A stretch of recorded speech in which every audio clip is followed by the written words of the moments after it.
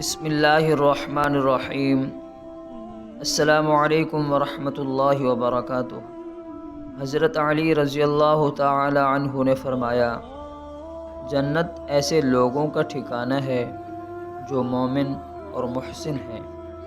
بدبخت ہے وہ شخص جو گندے گناہوں کے عوض جنت کو فروخت کر دے۔ عمدہ اخلاق سے جنت ملتی ہے اور صبر سے تکلیف کم ہو جاتی ہے۔ عقل کی زیادتی نجات دیتی ہے اور جہالت کی زیادتی ہلاک کرتی ہے۔ علم نفس کو زندہ رکھتا ہے اور عقل میں اضافہ کر کے جہالت کو مارتا ہے۔ کافروں سے دوستی نہ رکھو اور جہلوں کی صحبت میں بیٹھنے سے گریز کرو۔ جہالت سے پاؤں پھسلتا ہے اور ظلم سے نعمتیں دور ہو جاتی ہیں۔ علم نجات بخشتا ہے اور جہالت ہلاکت میں مبتلا کرتی ہے۔